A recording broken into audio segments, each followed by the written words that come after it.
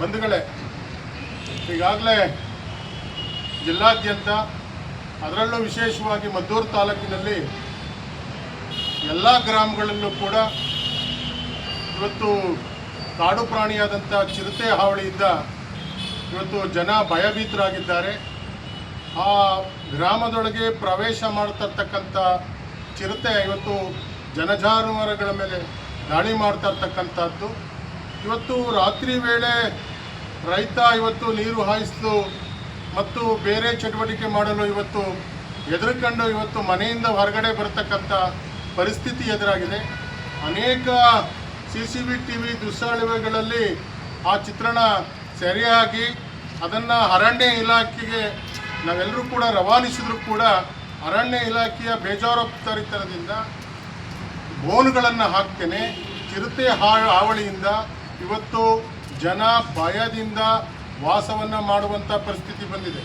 ಆದ್ದರಿಂದ ಈ ಕೂಡಲೇ ಅರಣ್ಯ ಇಲಾಖೆ ಎಚ್ಚೆತ್ತುಕೊಂಡು ಯಾವ್ಯಾವ ಕಡೆ ಚಿರತೆ ಆ ದಾಳಿ ಇದೆ ಅಲ್ಲಿ ಬೋನ್ಗಳನ್ನು ವ್ಯವಸ್ಥೆ ಮಾಡಬೇಕು ಅಂತ ಹೇಳಿ ಇವತ್ತು ಕಸ್ತೂರಿ ಕರ್ನಾಟಕ ಜನಪರ ವೇದಿಕೆ, ಕರ್ನಾಟಕ ರಾಜ್ಯ ರೈತ ಸಂಘ ಹಾಗೆ ಇವತ್ತು ಕಳೆದ 3 ತಿಂಗಳಿಂದ ಏನು ನೋಂದಾಯಿತ ಸರ್ವೆಗಳಿದ್ದವೋ ಭೂಮಾಪನ ಇಲಾಖೆಯಲ್ಲಿ ಆ ಸರ್ವೇಯರ್ಗಳು ಕಳೆದ 3 ತಿಂಗಳು 90 ದಿವಸಗಳಿಂದ ಕೂಡ ಚಳವಳಿಯನ್ನು ಮಾಡ್ತಾ ಇದ್ದಾರೆ ಅವರ ಬೇಡಿಕೆಗೋಸ್ಕರ.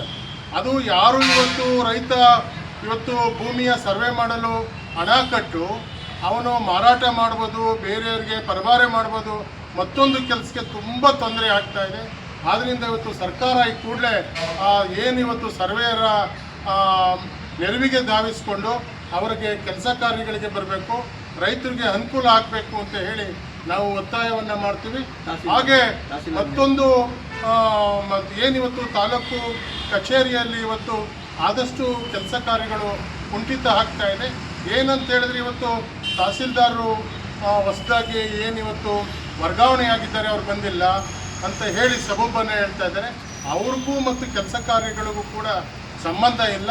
ಇರುವಂಥ ಅಧಿಕಾರಿಗಳು ಏನಿದ್ದೀರಿ ಅವರು ಅತಿ ಹೆಚ್ಚು ಸಬೂಬನ್ನು ಹೇಳದೆ ರೈತರು ಕೆಲಸವನ್ನು ಮಾಡಬೇಕು ಅಂತೇಳಿ ನಾವು ಒತ್ತಾಯವನ್ನು ಮಾಡ್ತೀವಿ. ಆದರೆ ಸರ್ಕಾರ ಕೂಡ ಏನಿವತ್ತು ವರ್ಗಾವಣೆಯಾಗಿರುವಂಥ ಜಾಗಕ್ಕೆ ಬೇಗ ಒಬ್ಬ ದಂಡಾಧಿಕಾರಿಗಳನ್ನು ನಿಯೋಜನೆ ಮಾಡಬೇಕು ಅಂತ ಹೇಳಿ ನಾವು ಒತ್ತಾಯ ಮಾಡ್ತೀವಿ. ಹಾಗೆ ಇವತ್ತು ಕೇಂದ್ರ ಮತ್ತು ರಾಜ್ಯ ಸರ್ಕಾರ ಏನಿವತ್ತು ಒಬ್ಬರ ಮೇಲೆ ಗೂಬೆ ಕುಣಿಸ್ಕೊಂಡು ಇವತ್ತು ನಾವು ಮೇಕೆದಾಟು ಯೋಜನೆಯನ್ನು ವಿಳಂಬ ಮಾಡ್ತಾ ಇದೆ, ಅತಿ ಶೀಘ್ರದಲ್ಲೇ ಪ್ರಾರಂಭ ಮಾಡಬೇಕು ಅಂತ ಹೇಳಿ ಇವತ್ತು ಕಸ್ತೂರಿ ಕರ್ನಾಟಕ ಜನಪರ ವೇದಿಕೆ ಇವತ್ತು ಪಾದಯಾತ್ರೆ ಮಾಡ್ತು, ಚಳವಳಿಯನ್ನು ಮಾಡ್ತು, ಧರಣಿಯನ್ನು ಮಾಡ್ದು. ಆದರೂ ಇವತ್ತು ಮಾನ್ಯ ಮುಖ್ಯಮಂತ್ರಿಗಳು ಶಿವಕುಮಾರ್ರವರೇ ಆ ದಿವಸ ದೊಡ್ಡ ಪಾದಯಾತ್ರೆಯನ್ನು ಮಾಡಿ ಮೇಕೆದಾಟು ಹಾಕಬೇಕು ಅಂತ ಹೇಳಿ ಕೇಂದ್ರ ಸರ್ಕಾರವನ್ನು ಎಚ್ಚರಿಕೆಯನ್ನು ಮಾಡಿದ್ದುಂಟು. ಇವತ್ತು ಶಿವಕುಮಾರ್ ಸಾಹೇಬರೇ ಕೂಡ ಇವತ್ತು ಮುಖ್ಯಮಂತ್ರಿಗಳಾಗಿದ್ದಾರೆ. ಆದ್ದರಿಂದ ಈ ಕೂಡಲೇ ನೀವು ಕೇಂದ್ರ ಸರ್ಕಾರದ ಜೊತೆ ಮಾತುಕತೆಯನ್ನು ಆಡಿ ಪ್ರಸ್ತುತ ವರ್ಷವೇ ಕೂಡ ನೀವು ಮೇಕೆದಾಟುವನ್ನು ಯೋಜನೆಯನ್ನು ಪ್ರಾರಂಭ ಮಾಡಬೇಕು. ಕುಡಿಯುವ ನೀರು ಮತ್ತು ಬೇಸಾಯಕ್ಕೆ ನೀರು ಅನುಕೂಲ ಕಲ್ಪಿಸುವಂತಹ ಮೇಕೆದಾಟು ಬಳಿ ದೊಡ್ಡ ಜಲಾಶಯವನ್ನು ನಿರ್ಮಾಣ ಮಾಡಬೇಕು. ಅದರಲ್ಲಿ ನಿಮ್ಮ ಹೆಸರು ಇರಬೇಕು ಶಾಶ್ವತವಾಗಿ. ಈ ಕೂಡಲೇ ಏನು ನೀವು ಮತ್ತೊಂದು ನಿಮಗೆ ಸ್ವಾಗತಾರ್ಹ ಮತ್ತು ವಂದನೆ ಕೂಡ ನಾವು ಯಾವುದು ಹೇಳ್ತೀವಿ ಅಂತ ಹೇಳಿದ್ರೆ ಇವತ್ತು ಎಲ್ಲ ಸರ್ಕಾರಿ ಅಧಿಕಾರಿಗಳು 10 ಗಂಟೆಗೆ ಬಂದು ತಮ್ಮ ಕೆಲಸ ಕಾರ್ಯ ಮಾಡಬೇಕು ಅಂತ ಹೇಳಿ ಎಚ್ಚರಿಕೆಯನ್ನು ನೀಡಿದ್ದೀರಿ. ಅದಕ್ಕೆ ಸ್ವಾಗತಾರ್ಹ ವಿಚಾರವನ್ನು ಹೇಳ್ತೀವಿ. ಮುಂದಿನ ಗೋಷ್ಠಿಯನ್ನು ನಮ್ಮ ಹಿರಿಯ ರೈತ ಮುಖಂಡರಾದ ನಾಗರಾಜಣ್ಣ ನಡೆಸ್ತಾರೆ. ರೈತ ಬಾಂಧವರೇ, ಏನು ಈ ಸರ್ಕಾರಕ್ಕೆ ಕರ್ನಾಟಕ ಕಸ್ತೂರಿ ಜನಪರ ವೇದಿಕೆ ಹಾಗೂ ಕರ್ನಾಟಕ ರಾಜ್ಯ ರೈತ ಸಂಘ ಒಂದು ಎಚ್ಚರಿಕೆಯನ್ನು ಕೊಡ್ತಾ ಇದೆ. 2023-24 150 ರೂಪಾಯಿ ಕೊಡಬೇಕಾಯಿತು, ಅದು ಕೊಡಲಿಲ್ಲ. ಇವಾಗ ಕಳೆದ ವರ್ಷ ಕಬ್ಬು ಹೊಡೆದಿರೋದಕ್ಕೆ ಸರ್ಕಾರ 50 ರೂಪಾಯಿ ಕೊಡ್ತೀವಿ, ಕಾರ್ಖಾನೆಯವರು 50 ರೂಪಾಯಿ ಕೊಡಿ ಅಂತ ಉತ್ತರ ಕರ್ನಾಟಕದಲ್ಲೆಲ್ಲ ಪೇಮೆಂಟ್ ಎಲ್ಲ ಆಗಿದೆ. ಈ ಮಂಡ್ಯ ಜಿಲ್ಲೆಯಲ್ಲಿರ್ತಕ್ಕಂಥ ಕಾರ್ಖಾನೆಗಳು ಅದ್ರ ಬಗ್ಗೆ ಯಾವುದೋ ಒಂದು ಕ್ರಮ ತಗೊಳ್ದೇನೆ, ಏನು ವ್ಯವಸ್ಥೆ ಮಾಡ್ದೇ ಕಾರ್ಖಾನೆ ಪ್ರಾರಂಭ ಮಾಡೋಕ್ಕೆ ತೀರ್ಮಾನ ಮಾಡಿದ್ದಾವೆ. ನಮಗೆ 100 ರೂಪಾಯಿ ಬ್ಯಾಲೆನ್ಸ್ ಕೊಡದೇ ಯಾವುದೇ ಕಾರಣಕ್ಕೂ ಕಾರ್ಖಾನೆಯನ್ನು ಪ್ರಾರಂಭ ಮಾಡೋಕ್ಕೆ ಯಾವುದೇ ಕಾರಣಕ್ಕೂ ಬಿಡೋದಿಲ್ಲ. ರೈತರ ಪರಿಸ್ಥಿತಿ ಏನಾಗಿದೆ ಇವತ್ತು ಅಂದರೆ, ಏನು ರಾಸಾಯನಿಕ ಗೊಬ್ಬರಗಳ ಬೆಲೆ ಪೂರ್ತಿ 900, 800, 1000 ರೂಪಾಯಿ ಬೆಲೆ ಜಾಸ್ತಿ ಆಗಿದೆ. ರೈತ ಇವತ್ತೊಂದು ದಿವಸ ಎಲ್ಲ ಕೂಲಿ ಕಾರ್ಮಿಕರ ಸಮಸ್ಯೆನೂ ಅತ್ಯಂತ ಜಾಸ್ತಿ ಕೂಲಿಗಳು ಜಾಸ್ತಿ ಆಗಿದೆ. ಬೇಸಾಯ ಮಾಡೋಕ್ಕಾಗದೇ ಇರುವಂಥ ಸ್ಥಿತಿಲಿ ಕನ್ನಂಬಾಡಿ ಕಟ್ಟೆ ಬೇರೆ ನೀರಿಲ್ಲ, ಕಬ್ಬು ಒಣಗ್ತಾ ಇದೆ ಪೂರ್ತಿ ಕಂಪ್ಲೀಟು. ಮಳೆ ಈ ಭಾಗದಲ್ಲಿ ನೀರಿಲ್ಲದೆ ಇರೋ ದೃಷ್ಟಿಯಿಂದ ಕಾರ್ಖಾನೆಯನ್ನು ಪ್ರಾರಂಭ ಮಾಡಿದ್ರೆ ಕಬ್ಬು ಹೊಡಿತಾರೆ ಅಂತ ಹೇಳಿದ್ರೆ ಕಾರ್ಖಾನೆಯನ್ನು ಬಾಕಿ ಏನಾರ ಕೊಡದೇ ಪ್ರಾರಂಭ ಮಾಡೋದಕ್ಕೆ ಯಾವುದೇ ಕಾರಣಕ್ಕೂ ಬಿಡುವುದಿಲ್ಲ ಅಂತ ಈ ಮೂಲಕ ಕಾರ್ಖಾನೆ ಮಾಲೀಕರಿಗೆ ಎಲ್ರಿಗೂ ಎಚ್ಚರಿಕೆ ಕೊಡ್ತೀವಿ ಅಂತ ಈ ಮೂಲಕ ತಿಳಿಸ್ತಾ ಇದ್ದೀವಿ. ಮಾನ್ಯರೇ, ಈಗಾಗಲೇ ಒಂದು ತಿಂಗಳಿಂದ ಮಾನ್ಯ ಲೋಕಾಯುಕ್ತರಿಗೆ ಒಂದು ಮನವಿ ಕೊಟ್ಟಿತ್ತು ಉತ್ತರಿ ಕರ್ನಾಟಕ ಜನಪರ ವೇದಿಕೆ ವತಿಯಿಂದ.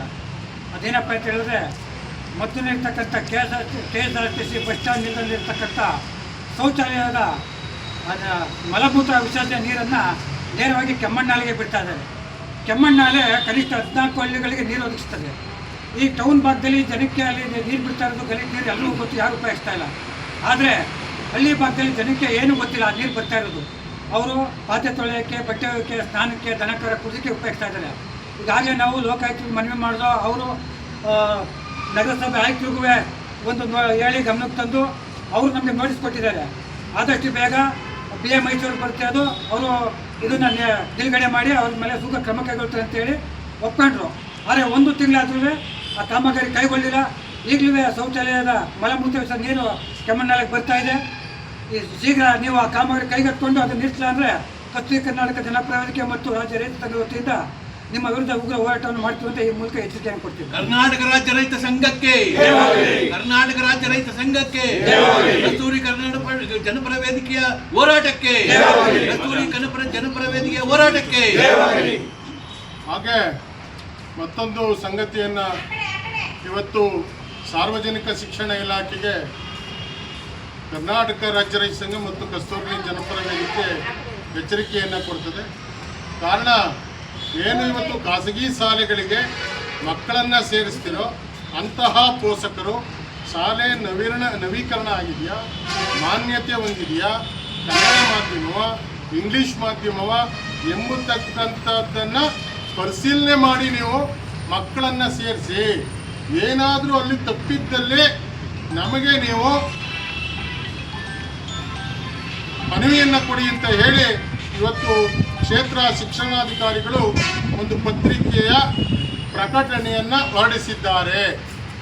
ಹಾಗಾದರೆ ಕ್ಷೇತ್ರ ಶಿಕ್ಷಣಾಧಿಕಾರಿಗಳು ಮತ್ತು ಸಾರ್ವಜನಿಕ ಶಿಕ್ಷಣ ಇಲಾಖೆಯ ಸಿಬ್ಬಂದಿಯ ಕೆಲಸವಾದರೂ ಏನು ಎಂಬತಕ್ಕಂಥದ್ದನ್ನು ನಾವು ಪ್ರಶ್ನೆ ಮಾಡ್ತೀವಿ. ನೀವು ಏನು ಮಾಡಬೇಕು ಸ್ವಾಮಿ, ಶಾಲೆ ಪ್ರಾರಂಭವಾಗುವ ಮೊದಲೇ ಎಲ್ಲ ಶಾಲೆಗಳ ಮುಖ್ಯಸ್ಥರುಗಳನ್ನು ಕರೆದು ನೀವು ನಿಮ್ಮ ಶಾಲೆಯ ಎಲ್ಲ ಏನಿದೆ ರೆಕಾರ್ಡ್ಸ್ ಅಂತ ಹೇಳ್ತೀವಿ ಎಲ್ಲ ತಂದು ನೀವು ಪರಿಶೀಲನೆ ಮಾಡಬೇಕಾಯ್ತು. ಅದ್ರ ಒಳಗಡೆ ನವೀಕರಣ ಆಗಿದೆಯಾ, ಮಾನ್ಯತೆ ಹೊಂದಿದೆಯಾ, ಮತ್ತು ಯಾವ ಮಾಧ್ಯಮದಲ್ಲಿ ನೀವು ಬೋಧಿಸ್ತಾ ಇದ್ದೀರಿ ಮಕ್ಕಳಿಗೆ, ನೀವು ಬಸ್ಸಿನ ಸೌಕರ್ಯ ಏನಿದೆ, ಬಸ್ಸು ನವೀಕರಣ ಏನಿದೆ ಎಂಬತಕ್ಕಂಥದ್ದನ್ನು ನೀವು ಮತ್ತೆ ಪರಿಶೀಲನೆ ಮಾಡಬೇಕಾಯ್ತು. ಶಾಲೆ ಪ್ರಾರಂಭವಾಗಿ ಕಳೆದ 1 ವಾರ ಆಗಿದೆ. ಇವಾಗ ನೀವು ಇವತ್ತು ಪತ್ರಿಕೆ ಹೇಳಿಕೆ ಬಿಡುಗಡೆ ಮಾಡ್ತೀರಿ. ಒಬ್ಬ ಗ್ರಾಮೀಣ ಪ್ರದೇಶದ ರೈತನಿಗೆ ಇವತ್ತು ಆ ನವೀಕರಣ ಏನು, ಮಾನ್ಯತೆ ಏನು, ಯಾವ ಮಾಧ್ಯಮ ಅಂತ ಗೊತ್ತಿಲ್ಲ. ಅವನೇನು ಪರಿಶೀಲನೆ ಮಾಡ್ತಾನೆ? ಹಾಗಾದರೆ ನಿಮ್ಮ ಇಲಾಖೆ ಕೆಲಸ ಏನು? ಸಾರ್ವಜನಿಕ ಇಲಾಖೆ ಕೆಲಸ ಏನು? ಜಿಲ್ಲಾ ಶಿಕ್ಷಣ ಇಲಾಖೆ ಕೆಲಸ ಏನು? ಆದ್ದರಿಂದ ಈ ಕೂಡಲೇ ಈ ಹೇಳಿಕೆಯನ್ನು ವಾಪಸ್ ತಗೊಂಡು ನೀವು ಏನಿವತ್ತು ಖಾಸಗಿ ಶಿಕ್ಷಣ ಶಾಲೆಯ ಮುಖ್ಯಸ್ಥರಿದ್ದಾರೋ ಅವರೆಲ್ಲ ಸಭೆಯನ್ನು ಕರೀರಿ. ಅಲ್ಲಿ ಏನಿದೆ ನಿಮ್ಮ ಕಡತಗಳನ್ನು, ಶಾಲೆಗೆ ಸಂಬಂಧಪಟ್ಟಂತಹ ಎಲ್ಲ ಕಡತಗಳನ್ನು ತೆಗೆದುಕೊಂಡು ನೋಡಿ. ಯಾವ ಶಾಲೆ ನಿಮಗೆ ಅನುಮತಿ ಇಲ್ಲದೇ ಕ್ರಮಬದ್ಧವಲ್ಲದೇ ನಡೆಸ್ತಾ ಇರ್ತಕ್ಕಂಥದ್ದು ಅಂಥ ಶಾಲೆಗೆ ಬೀಗ ಹಾಕಿ ಮುಲಾಜಿಲ್ದೇ. ಎಷ್ಟೋ ಇವತ್ತು ನವೀನೀಕರಣ ಇಲ್ಲದಿರ್ತಕ್ಕಂಥ ಬಸ್ಗಳಲ್ಲಿ ಇವತ್ತು ಹೆಚ್ಚು ಮಕ್ಕಳನ್ನು ತುಂಬಿ ಅಪಘಾತಗಳಾಗ್ತಾ ಇದ್ದಾವೆ. ನಾಳೆ ಹೊಣೆ ಯಾರು? ಮಕ್ಕಳಿಗೆ ಬರ್ತಕ್ಕಂಥ ಅಪಘಾತಕ್ಕೆ ದಿಕ್ಕ್ಯಾರು? ಅದಕ್ಕೋಸ್ಕರ ತಮಗೆ ಈ ಮೂಲಕ ಮನವಿಯನ್ನು ಮಾಡ್ತೀವಿ. ನಾಳೆ ಈ ವಾರನೇ ನೀವು ಕೂಡ ಈ ಖಾಸಗಿ ಶಾಲೆ ಮುಖ್ಯಸ್ಥರುಗಳ ಸಭೆಯನ್ನು ಕರೆದು ಆ ಕೆಲಸ ಆಗಬೇಕು ಅಂತೇಳಿ ನಾವು ನಿಮಗೆ ಒತ್ತಾಯವನ್ನು ಮಾಡ್ತೀವಿ.